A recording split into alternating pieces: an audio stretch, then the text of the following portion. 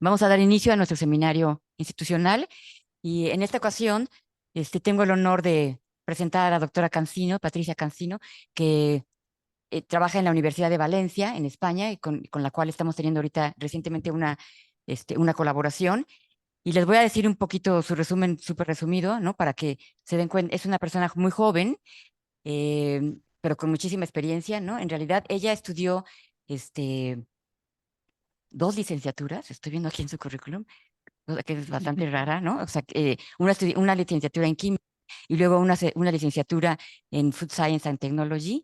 Ambas las hizo en la Universidad de Valencia, en España, y después de eso se fue a hacer una estancia de posgraduación eh, sobre bioquímica en la Universidad de Riverside, en California, en Estados Unidos, y después de eso ya en el año 2003 inició su doctorado en Valencia también, en la Universidad de Valencia, ¿no? Y cuando terminó el doctorado, ha realizado dos estancias postdoctorales, una en una compañía que se llama Ciberer, que es una red española que estudian enfermedades raras, y después hizo otra estancia postdoctoral en donde tuvo una beca muy competida porque la da el gobierno de España, que se llama Juan de la Cierva. Eh, Ha trabajado con muchas proteínas, con diversas proteínas, y en realidad su expertise es en la estructura, espectroscopia de rayos X y criomicroscopía. Y ella, recientemente se interesó en esta proteína, la proteína VIP, que es una proteína insecticida por Bacillus thuringiensis. Y su currículum tiene muchísimas publicaciones, pues es realmente muy joven. A partir del 2016 fue que se incorporó otra vez en Valencia, en la Universidad de Valencia, como investigador, con su grupo independiente. Y, eh, o sea, esta publicación, yo creo que fue un parteaguas en nuestra área de trabajo. Realmente nos ha inspirado muchísimo y ha abierto un panorama diferente para poder estudiar con mayor precisión a estas proteínas que son realmente muy importantes, ¿no? Esta proteína, para que se den cuenta, las proteínas CRI son las proteínas más utilizadas a nivel comercial en todo el mundo, pero muchos insectos se han vuelto resistentes a las proteínas CRI, y entonces esta contraparte, la proteína VIP, es una proteína producida por la misma bacteria, pero que no genera, o sea, es capaz de matar a los insectos que han desarrollado resistencia contra las toxinas CRI. ¿Ok? Entonces, esa es realmente la gran importancia de esta proteína. Y bueno, pues agradecemos muchísimo a Patricia que tenga el tiempo y se conecte con toda esta diferencia de horario y nos haga favor de darnos este seminario, que esperamos que sea muy interesante para todos. Muy bien, muchísimas gracias Alejandra por la presentación y muchísimas gracias por la invitación, tanto a ti como a Mario Soberón, pues por permitirme realmente pues hablar de estos estudios estructurales y funcionales que hemos obtenido en el último tiempo y que verdaderamente han ayudado mucho a comprender el mecanismo de activación de estas proteínas insecticidas B3A. Yo quiero decir que en realidad ese trabajo es un trabajo colaborativo, digamos, entre tres grupos: el grupo de Juan Ferré, que es un grupo que trabaja y lleva muchos años trabajando con proteínas insecticidas. Es un laboratorio que se encuentra en la Universidad de Valencia, en el Instituto Biotecme. De hecho es el director ahora mismo de este instituto y realmente ha sido él el artífice de que realmente esté trabajando en esto y abordando estos estudios estructurales por el gran interés que tenía de descubrir cuál era la estructura de esta proteína. Mi propio laboratorio también está en la misma universidad y luego también ese trabajo que voy a presentaros se realiza también en colaboración con Ernesto Arias. Él tiene un laboratorio en el Centro de Investigaciones Biológicas Margarita Salas, en el CSIC de Madrid, y es un experto en criomicroscopía electrónica y que también pues, ha sido fundamental para todos esos trabajos que voy a presentaros. Pues bien, como decía Alejandro, yo creo que probablemente muchos de vosotros ya sabéis, pues Bacillus thuringiensis es una bacteria gram positiva que es entomopatógena porque produce proteínas insecticidas y produce estas proteínas durante dos fases principalmente de su ciclo de vida. Pues en la fase de esporulación está produciendo las toxinas CRI y CIT en forma de cristales, mientras que en crecimiento vegetativo produce las toxinas VIP, VPA y UPP que secretan al medio. Estas toxinas son ingeridas por los insectos y en el intestino medio, pues en el caso de los cristales son solubilizados y son también procesados por proteasas. Y una vez son procesados, entonces pues actúan sobre receptores que se encuentran en la membrana epiteliales de este intestino medio, generando su acción tóxica. Realmente el hecho de que existan proteínas insecticidas pues ha hecho que existan cultivos modificados genéticamente que produzcan estas proteínas, son los denominados BT crops. Como decía un poco Alejandra anteriormente, pues la primera generación de BT crops producían una sola proteína CRI y hoy en día los nuevos BT crops expresan varias proteínas CRI además de la proteína BIP3A. Realmente estos BT crops creo que es el maíz y el algodón donde más se producen, pero bueno, creo que también la soja es también un cultivo también BT crop. Lo cierto es que en los últimos años han aumentado mucho, pero sobre todo unidos con cultivos tolerantes a herbicidas. Bien, pues BIP3A se aisló por primera vez en 1996 por Struck y colaboradores y lo que se observó es que esta proteína se podía proteolizar dando lugar a diferentes fragmentos de tamaño menor y que en presencia de jugo de intestino medio y que estos fragmentos eran los que causaban la toxicidad. Lo cierto es que en años posteriores y sobre todo sobre el año 2017 y 2016 se produjo un aumento del conocimiento funcional sobre esta proteína BIP3A. En concreto, se observó que BIP3 como protoxina y como toxina, ambas dos eran homotetrámeros y que además la proteólisis producía dos fragmentos. Un fragmento N-terminal de menor tamaño, de unos 20 kilodaltons, y un fragmento C-terminal más grande de unos 66 kilodaltons. El sitio de corte proteolítico se ascribía sobre el aminoácido 200. Lo que pasa es que estos dos fragmentos proteolizados se mantenían unidos. Entonces se desconocía un poco qué cambios se estaba produciendo para mantener estos dos fragmentos proteolizados unidos, porque de esta manera es como adquiría la proteína esa conformación necesaria para generar toxicidad unida a su receptor. En un primer momento, en el año 2017, se hizo un abordaje estructural con BIP3A mediante microscopía electrónica de transmisión con tinción negativa y marcaje de nanogol, que permitió obtener los primeros modelos a baja resolución. Estamos viendo que esta resolución es sobre 20 angstroms, que permitió modelar cómo era la estructura de la protoxina y de la toxina, en este caso activada con tripsina. Y lo que se observó es que más o menos la conformación tridimensional era muy similar entre ambas, con lo cual estos datos aportaban poca información de qué cambios se estaban produciendo en la toxina. Es cierto que los investigadores observaron la presencia de una pequeña densidad que sobresalía de la parte central de la partícula, sin embargo no supieron adscribir a qué se debían. Pues bueno, fue en este momento cuando Juan Ferré pues, me propuso comenzar a colaborar para intentar resolver la estructura de BIP3A y en ese momento hicimos un abordaje por cristalografía. Entonces lo que hicimos es producir la proteína BIP3A fusionada a una cola strep tag y con un sitio de corte con la proteasa Precision para poder eliminarla en nuestros estudios y además comenzamos a realizar un constructo que empezaba en el residuo 10. Como se puede observar, se obtenían cristales, además muy rápidamente, sin embargo, estos cristales difractaban siempre a baja resolución y por mucho que optimizábamos no era posible conseguir mayor resolución, con lo cual pensamos abordar otra técnica que es la criomicroscopía electrónica.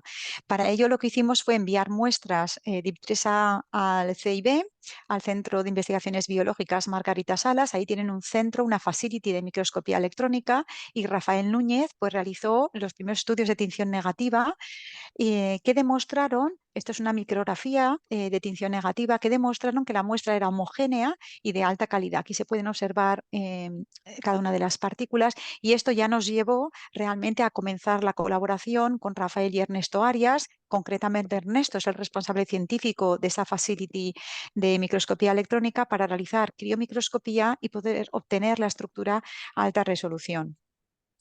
Bien, pues con una muestra de BIP3A como protoxina y además con la muestra de esta BIP3A digerida con tripsina que producía estos dos fragmentos, pues comenzamos nuestros estudios. Así que se pudieron obtener una clasificación 2D con partículas que tenían conformación de protoxina y también una clasificación 2D de partículas que tenían una conformación de toxina. Aquí estáis viendo las reconstrucciones 3D de estas partículas y lo que se puede observar a simple vista es que hay un cambio bastante dramático y bastante importante. Esta zona apical que sobresale en la protoxina está totalmente ausente en la toxina y sin embargo sobresale una densidad por la parte inferior que tampoco está en la protoxina. O sea que realmente vimos que se producieron unos cambios muy importantes.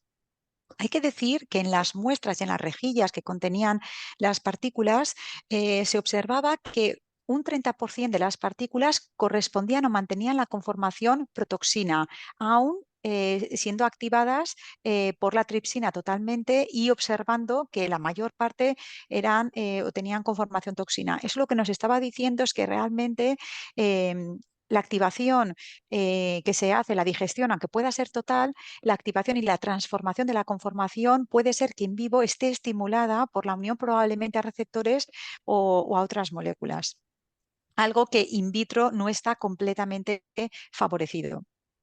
Bien, pues con estos datos, en agosto de 2020, pues pudimos por criomicroscopía electrónica de la BIP3A como protoxina y como toxina, una resolución de 2,9 Angstrom. Pero lo curioso fue que en el mismo año y un poquito antes, en abril, se publicó la estructura cristalina de BIP3B como protoxina y en junio la estructura cristalina de BIP3A, pero solamente el fragmento C-terminal, un fragmento que no es tóxico. Al siguiente año, en 2021, se publicó la estructura por criomicroscopía electrónica de BIP3B como protoxina y como toxina, aunque esta vez a bastante baja resolución.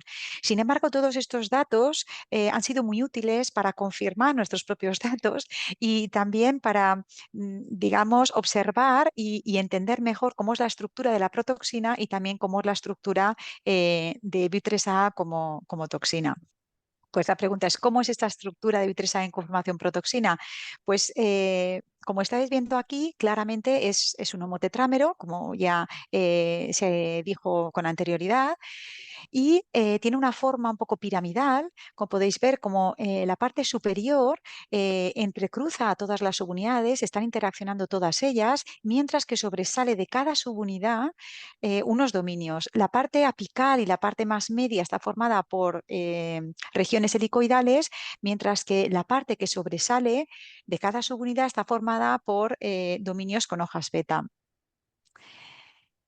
Si comparamos nuestra estructura de criomicroscopía electrónica con la estructura cristalina del dominio C-terminal de BIP3A, vemos que se parece mucho, que tiene esta región helicoidal que es central en BIP3B y además estos dominios que sobresalen también tienen esta estructura de hoja beta, con lo cual son similares y si las comparamos con las estructuras cristalina y de criomicroscopía electrónica de BIP3B, vemos que son muy similares con la BIP3A, con esta región helicoidal que sobresale y en la región apical, mientras que tenemos unos dominios que se encuentran extendidos a cada lado y que eh, se extienden hacia la parte inferior y que tienen una estructura secundaria de hoja beta. Aquí vemos que este dominio que, digamos, sobresale más y está en la parte más inferior, parece que tiene una disposición espacial un poquito diferente a esta región de BIP3A. Pero bueno, que veremos que tiene razón de ser ahora cuando comparemos la configuración de los dominios. Pues bien, si comparamos la configuración de los dominios entre BIP3A y BIP3B, observamos que en ambas existen 5 dominios donde los dos primeros dominios, el dominio 1 y el dominio 2, son de tipo helicoidal, mientras que los otros tres dominios más C-terminales son de tipo hoja beta y observamos aquí pues que el dominio 1 está conformado por 4 hélices. Aquí vemos este N-terminal que se encuentra, digamos, un poco empaquetado entre el dominio 3 y entre el dominio 1, que contiene la hélice alfa 1, es una hélice que está empaquetada también o interaccionando con el dominio 2 y que está conectada a través de este loop, un loop un poco largo y quizá que permite cierto retorcimiento para poder extenderse la hélice alfa 2. Esta hélice alfa 2 a su vez está conectada a la hélice alfa 3, una hélice como veis muy larga y muy curvada que finalmente termina en la hélice alfa 4. El final de la hélice alfa 4 conecta con el dominio 2 a través de un loop. Este loop contiene el sitio de corte proteolítico.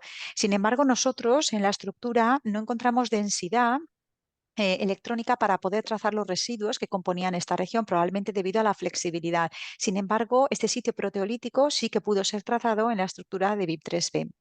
Este dominio 2 es un dominio helicoidal que realmente tiene bastantes interacciones con la alfa 1 y también bastantes interacciones con la alfa 4. Este dominio 2 está conectado a un dominio que ya cambia su estructura secundaria y está formado por hojas beta y que además está conectado al dominio 4 y este a su vez al dominio 5, que también están formados por hojas beta. Estos dos dominios 4 y 5 se ve que están conectados a través de un loop bastante largo y es precisamente el hecho de que tengan este loop bastante largo lo que permite que haya cierta flexibilidad espacial y por lo tanto que la disposición de ambos dominios C terminales y más expuestos al solvente pues tengan una movilidad diferencial. Pues bien, si observamos esta disposición de los dominios en el tetrámero, pues vemos que el dominio 1 es un dominio en el que se extienden estas hélices un poco retorcidas, si podéis ver, y que permite esta interacción. A su vez, este dominio 2 lo que está haciendo es también entrecruzarse con el dominio 1 y mantener interacciones para estabilizar este tetrámero. El dominio 3 ya no mantiene interacciones directamente entre todas las subunidades manteniendo el tetrámero, sino que es individual de cada subunidad. Y de la misma manera, el dominio 4 está muy expuesto al solvente y no tiene casi interacciones incluso con el dominio 3. Del mismo modo que el dominio 4, que tiene pocas interacciones con el dominio 3 y está muy expuesto al solvente y además está muy alejado de lo que sería la zona central de mantenimiento del tetrámero. Pues lógicamente, teniendo una proteína insecticida, digamos, en la que hemos sido capaces de resolver su estructura, pues hay que compararla con la proteína CRI, que es una proteína insecticida muy estudiada y sobre todo estructuralmente muy bien caracterizada, sobre todo en la conformación activada.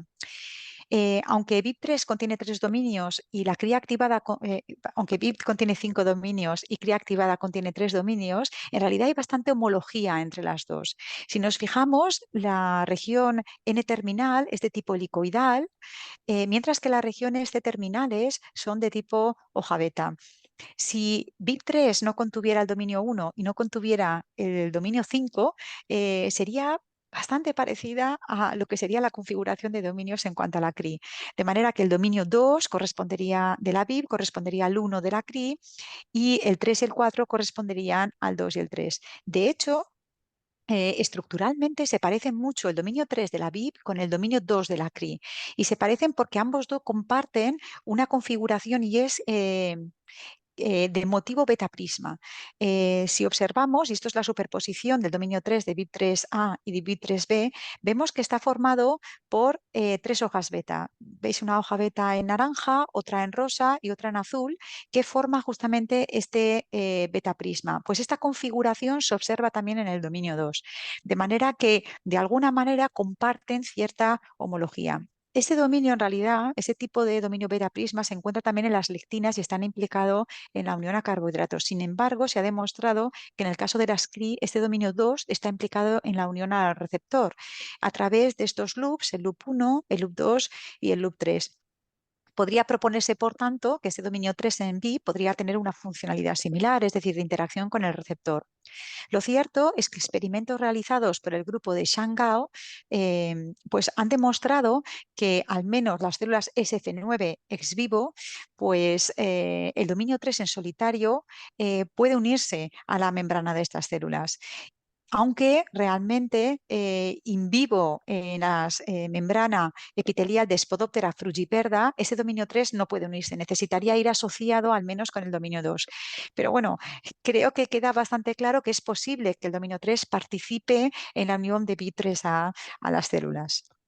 En cuanto a los dominios 4 y 5, estos son dominios cuya estructura presenta alta homología estructural con dominios de un carbohidrato, específicamente de glucósido hidrolasas.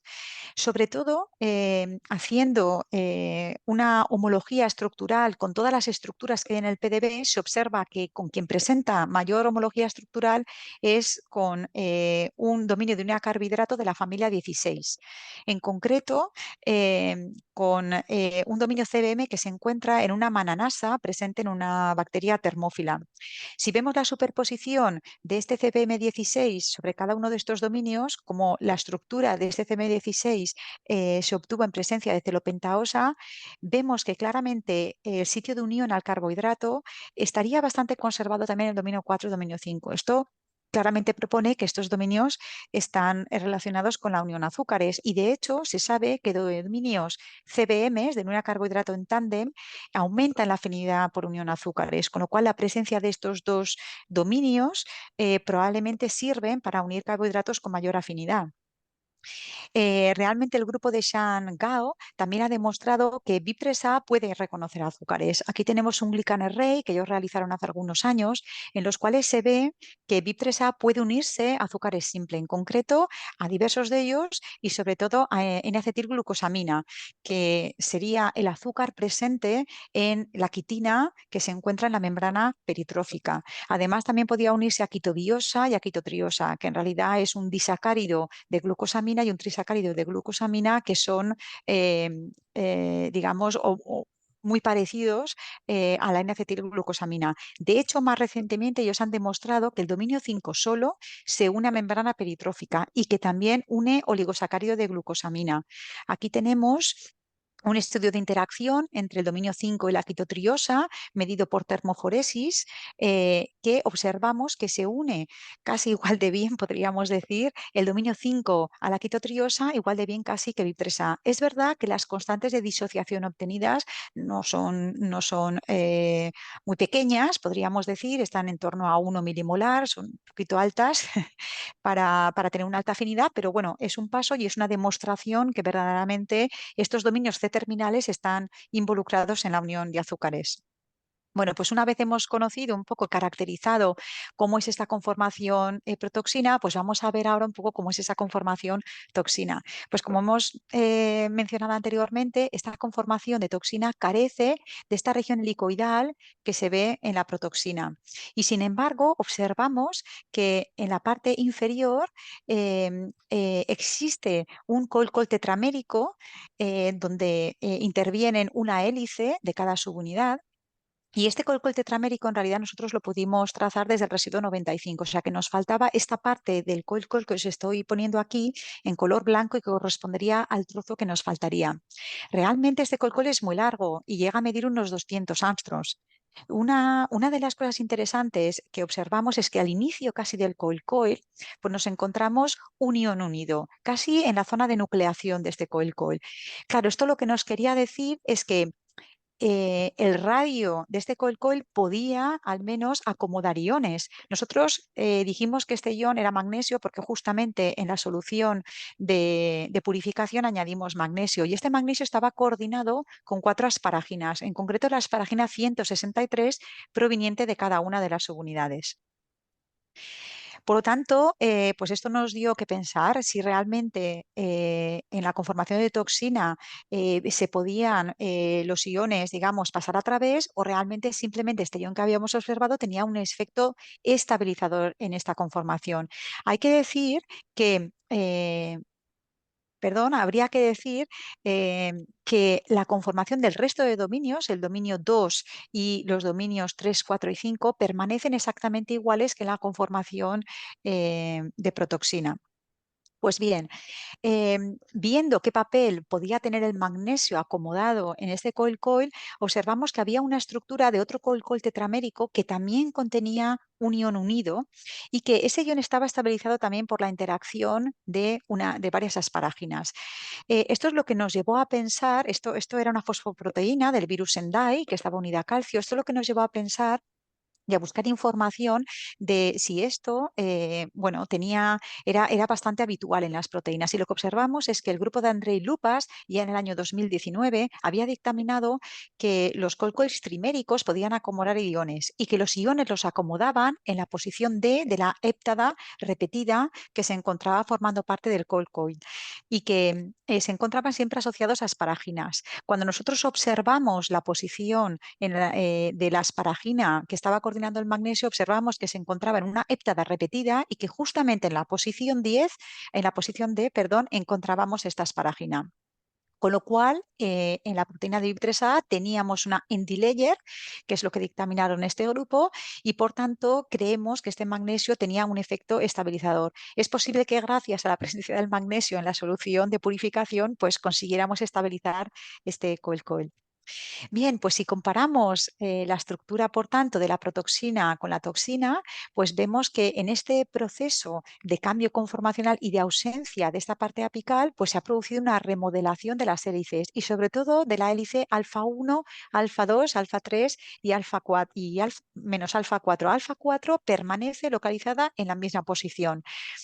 Entonces, pensamos que estas hélices, debido a este retorcimiento un poco del loop entre el alfa 1 y el alfa 2 y de esta alfa 3, que es bastante larga y curvada, están como muy tensionadas. De manera que cuando se produce el corte proteolítico con la proteasa, en concreto tripsina, pues lo que se produce es un aligeramiento de esa tensión, de manera que se estiran todas estas hélices para formar este colcol tetramérico. Es lo que hemos denominado un mecanismo de spring loading o de resorte, en el cual la alfa 4 parece que entrecruzada con el dominio 2 mantiene toda la tensión para que el resto de la proteína no se desarme, podríamos decir.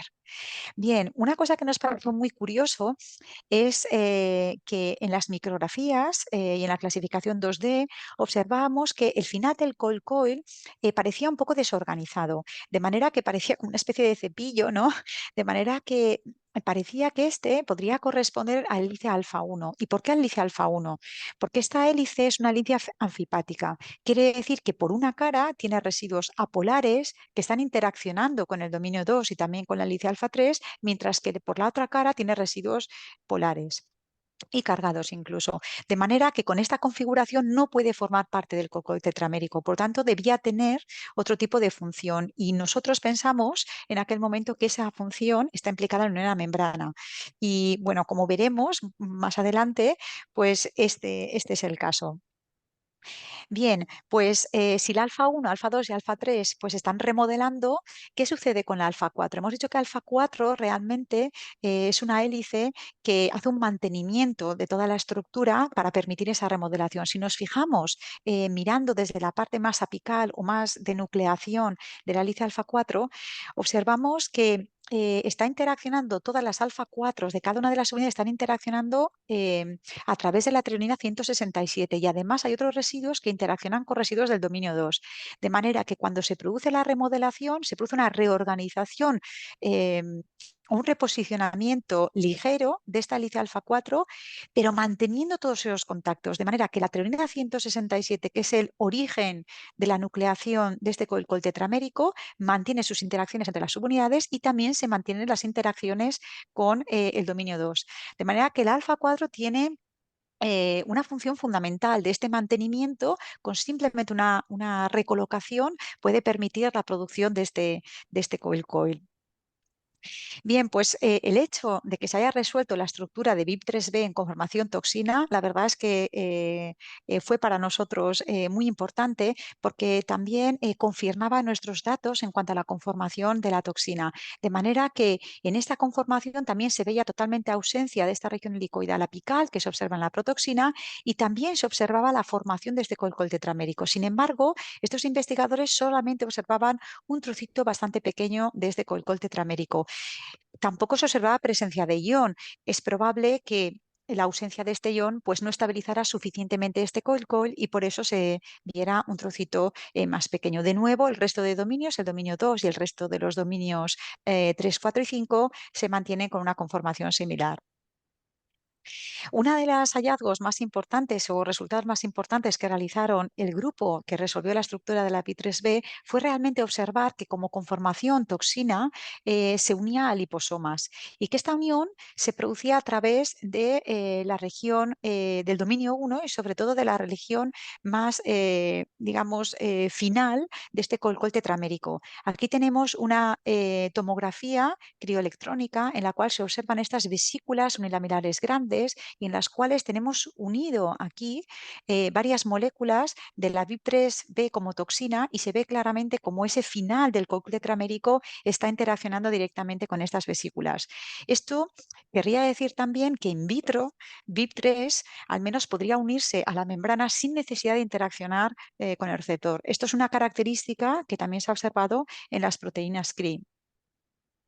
Así que este mecanismo que hemos identificado, tanto en BIP3A como en 3B de remodelación, debe ser un mecanismo que está conservado, por tanto, en todas las VIPs. ¿Y por qué? Porque el dominio 1, que es el artífice de esta remodelación, también ayudado por el dominio 2, que mantiene también esta alfa 4 para que se produzca la remodelación, están bastante conservados, en contraposición a los dominios C terminales, que son más variables y que probablemente están implicados en la unión específica al receptor y a los azúcares. Nosotros, más recientemente, hemos querido estudiar el papel del dominio 1 en este mecanismo de activación, ya que tiene un papel muy fundamental, y lo que hemos hecho en primer lugar es generar diversos mutantes. En concreto, hemos hecho un mutante deleccionado completamente del alfa 1, de manera que hemos deleccionado todos los residuos hasta, desde el N-terminal hasta el residuo 39. Además, hemos generado un mutante también en el loop de conexión entre la hélice alfa 1 y alfa 2, porque este loop es un loop flexible en el cual tiene una secuencia de TGG que hemos mutado a la secuencia KVKK. Esta secuencia se ha demostrado que es la secuencia que reconoce la proteasa cuando está produciendo el procesamiento de la proteína BIP3. Con lo cual, si añadíamos este sitio de corte, pues la proteasa podría reconocerlo y además eliminar la alfa 1 cuando quisiéramos activar la toxina. También generamos un mutante que denominamos SS, que es un mutante atado por puente disulfuro, para poder atar las hélices alfa 2 y alfa 3 y que éstas no pudieran remodelar. Para ello lo que hicimos es, sobre alfa 2, generamos dos mutaciones, bueno, generamos en dos residuos, el residuo 66 y el residuo 69, lo mutamos a cisteína. Y también en alfa 3 escogimos dos residuos que mutamos también a cisteína de manera que pudiéramos obtener dos puentes disulfuro. Y, y también generamos un mutante que tuviera impedido el corte proteolítico. El corte proteolítico que está en este loop tiene una secuencia KVKK, como he mencionado anteriormente, y mutamos a AVAA justamente para impedir este corte. Y finalmente también realizamos un mutante que tuviera deleccionado el dominio 4 y el dominio 5 con afán de conocer cuál era el papel del C terminal también en este mecanismo de activación. Con todos estos mutantes, lo primero que hicimos es comprobar si se producía procesamiento de todos ellos in vitro, tanto en presencia de tripsina como en presencia de jugo de intestino medio de Spodoptera escherichia. Lo que observamos es que de forma general todos estos mutantes se podían procesar a excepción del mutante que tenía mutado el sitio de corte proteolítico solamente en presencia de tripsina. Así que para la proteína BIP3B, en presencia de tripsina o de jugo de intestino medio, observamos la producción de estos fragmentos C-terminales más grandes y N-terminales más pequeños para el wild type, también para el mutante que tenía deleccionado el alfa 1. Aquí el N-terminal se moviliza más rápido porque es más pequeño. En presencia de jugo observamos que la proteólisis es un poquito mayor para este mutante, y en el caso del mutante que tiene mutado o que insertamos un sitio de corte proteolítico entre el loop alfa 1 y alfa 2 para eliminación del alfa 1, observamos que tenemos unos cortes proteolíticos que coinciden plenamente con el wild type y no coinciden tanto con la eliminación del alfa 1, con lo cual este mutante realmente no, en este mutante no se eliminaba el alfa 1 y por tanto la proteasa no había podido reconocer este sitio de corte, probablemente porque estuviera ocluido. En el caso del mutante que tenía eliminado el sitio de corte proteolítico canónico, lo que observamos es que en presencia de tripsina no había fragmentación, no había procesamiento, pero en presencia de jugo sí que se producía un ligero procesamiento. Este ligero procesamiento estaría indicando que existiría otra proteasa que al menos estuviera haciendo el papel de la tripsina.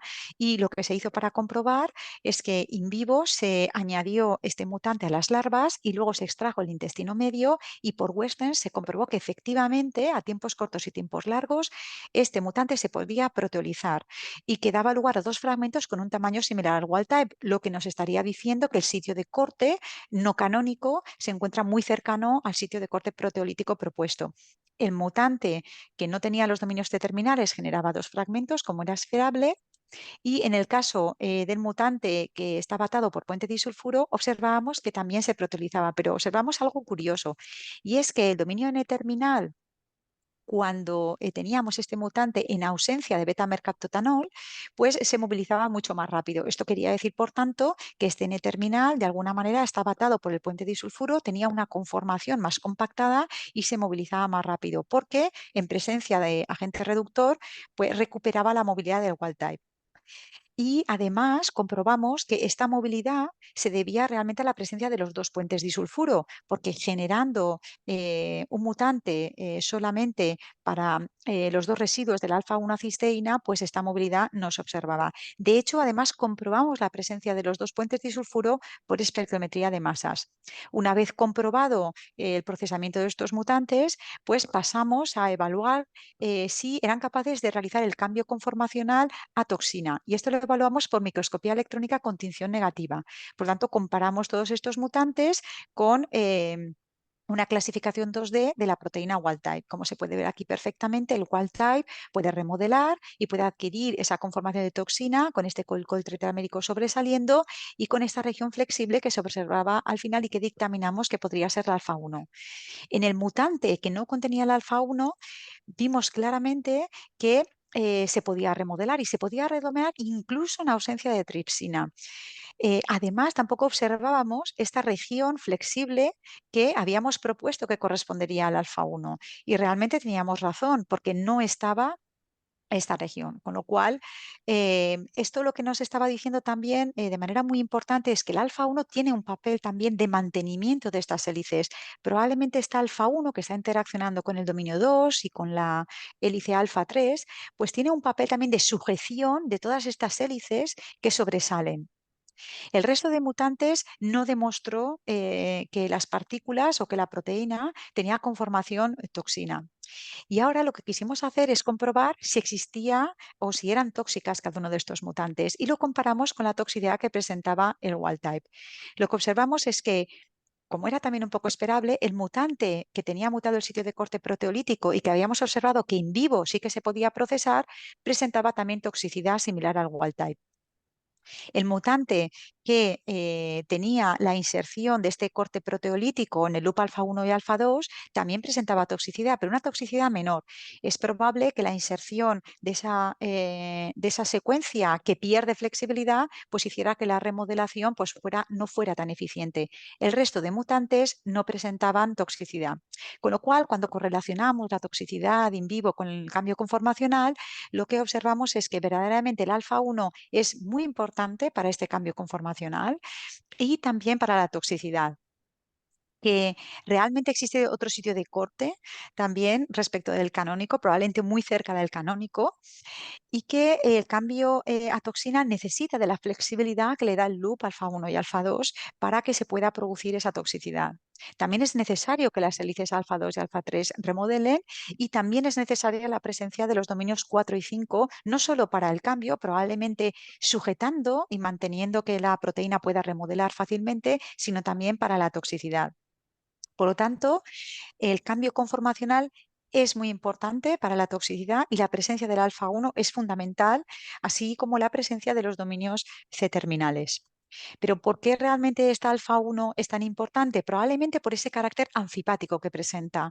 Este carácter anfipático que os comentaba anteriormente, en el que por una parte tenemos residuos apolares, se puede observar en esta representación helicoidal, donde aquí los residuos apolares en amarillo pues se representan en una sola cara, y la región más polar, incluso cargada, está representada en la otra cara. De manera que esto puede conferir alguna característica muy interesante, como es el caso de las hélices anfipáticas que inducen fisión en la membrana, que inducen rotura en la membrana, que presentan este carácter anfipático y además presentan generalmente dos residuos básicos.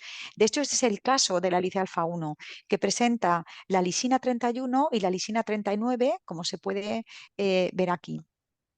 El hecho, además, de que esta secuencia de la hélice alfa 1 esté conservada dentro de todas las VIP3, quiere decir que este mecanismo de actuación del alfa 1 como hélice anfipática pues está conservado y, por tanto, ocurre de la misma manera en todas las VIP.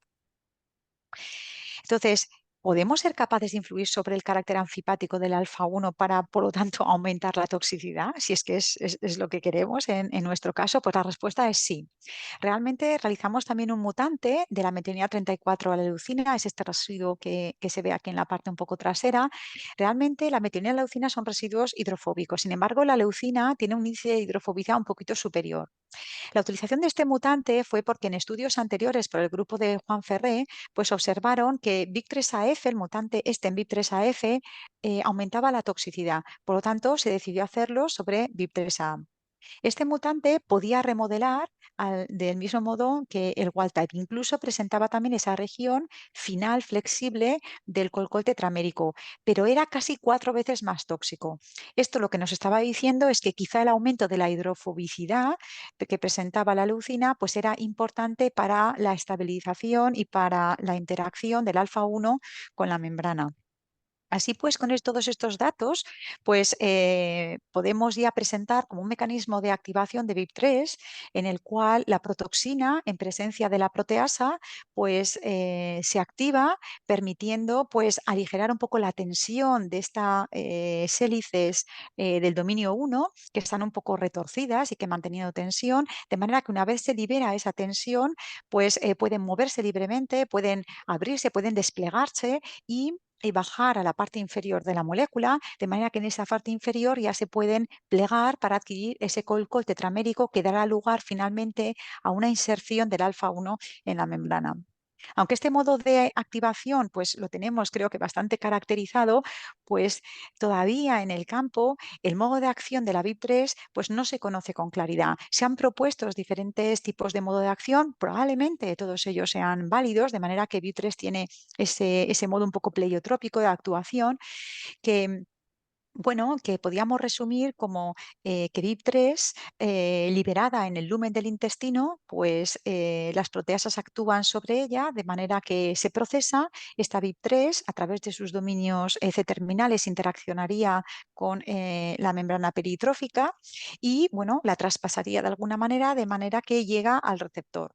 Es verdad que se han propuesto diferentes tipos de receptores, algunos de ellos solamente son funcionales, podríamos decir, en células de insecto, en líneas celulares de insecto, pero no in vivo. Y probablemente la interacción con el receptor produce esa endocitosis, esa vacuolización y dando lugar a apoptosis. Y en ese momento pues adquiere esa configuración de toxina. O bien, como toxina, pues podía unirse a proteínas en el citoplasma induciendo efectos citotóxicos. Realmente la propuesta un poco más generalizada es que BIP3 como protoxina y procesada pues interacciona con el receptor aún desconocido y estimula el cambio conformacional. Este cambio conformacional hace que el alfa 1 del colcol tetramérico se inserte en la membrana y esa inserción en la membrana va a producir pues poros de manera que va a tener efecto sobre el potencial de membrana y va a permitir la liberación de iones de manera que así va a generar ese proceso de toxicidad. Bueno, pues por lo tanto, aunque vemos que hemos trabajado bastante sobre el mecanismo de activación, todavía queda un poco desentrañar cuál es el receptor y cuál es realmente el proceso in vivo que se está produciendo para que la toxicidad se lleve a cabo.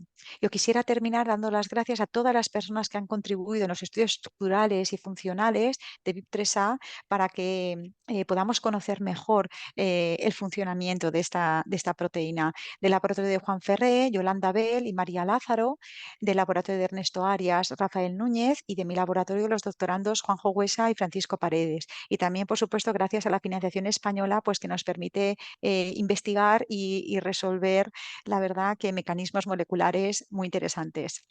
Y muchas gracias a vosotros por la atención.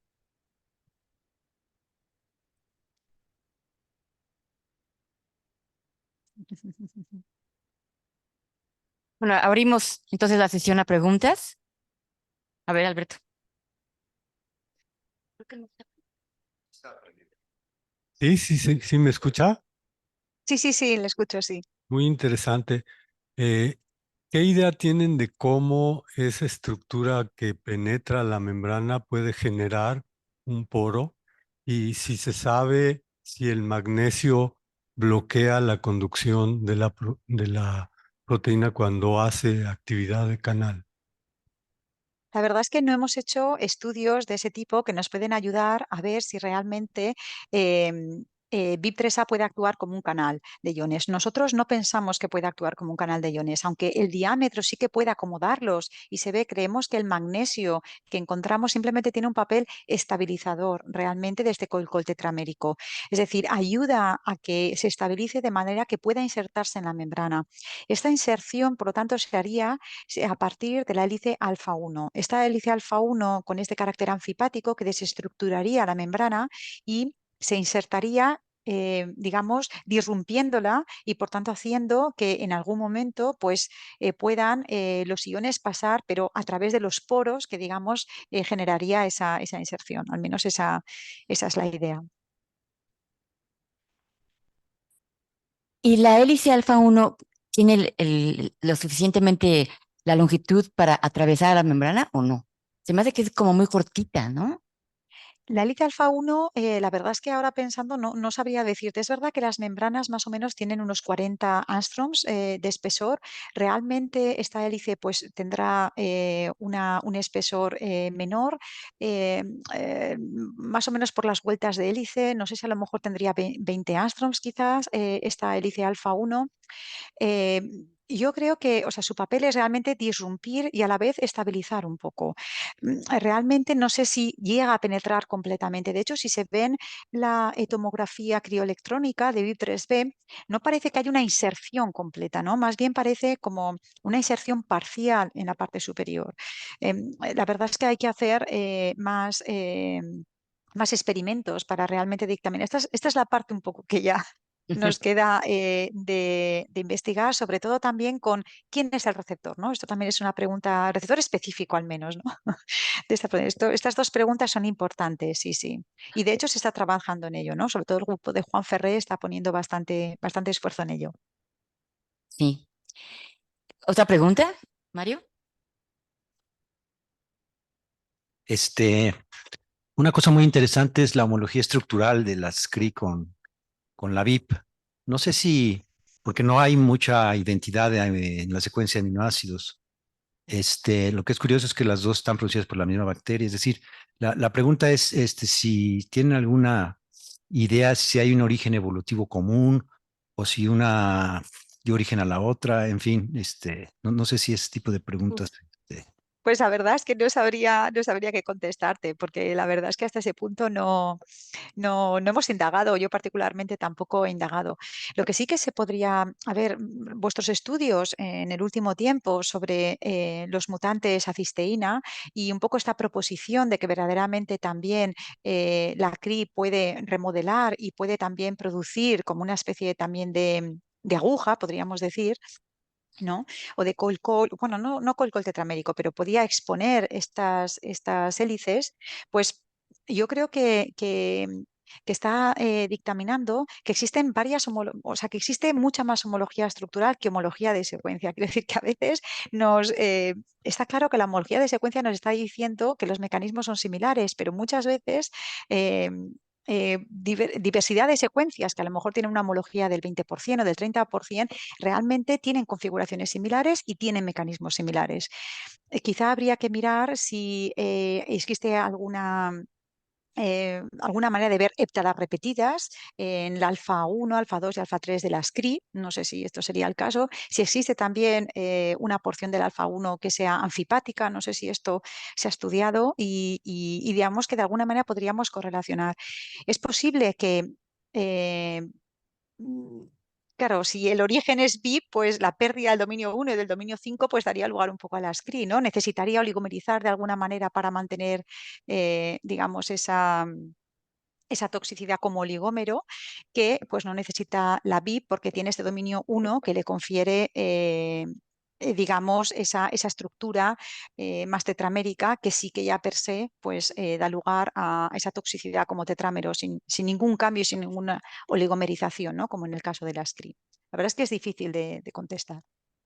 Gracias, porque bueno, no se sabe nada de la estructura de los oligómeros de Cri, pero sí hay ciertos datos que sugieren que pudiera ser un trímero, que ya lo hace diferente, digamos, a la VIP, ¿no? Exacto, en vez de un coil tetramérico, ¿no? Un coil trimérico, ¿no? Ujú. Sí, bueno, esto Sí, pues vamos a ver si este misterio, ¿no? se resuelve en el ujú, futuro. de acuerdo. Gracias, Patricia. Gracias. Sí. No. Bueno, hola. Muchas gracias por Hola. la plática, Patricia. Tengo una pregunta sobre, después del corte proteolítico, mencionas que el dominio 1 no se separa completamente de la estructura porque tiene interacciones con el dominio 2. ¿Han pensado en mutar esos aminoácidos del hélice alfa 4 para ver si esta interacción se mantiene después del corte proteolítico? La verdad es que las interacciones no son pocas, podríamos decir. A ver, yo creo que esto que comentas es una cosa que se podría hacer para validar que el papel del alfa 4 como sostén, podríamos decir, a través de interacciones con el dominio 2, pero hay diversas interacciones, con lo cual habría que pensar un poco bien, pero sí, podría ser una de las posibilidades para validar verdaderamente este papel tan fundamental, que, vamos, que al menos parece tener la alfa 4 en ese mantenimiento, sí. ¿Otra pregunta? Bueno, pues, ¿no? Bueno, pues entonces te agradecemos muchísimo, Patricia, por esta plática. Y Muchas seguimos gracias en a contacto. vosotros. Gracias, gracias a todos. Y bueno, están invitados para el próximo jueves a este evento que vienen ustedes en la pantalla. Es la quinta jornada de innovación y emprendimiento.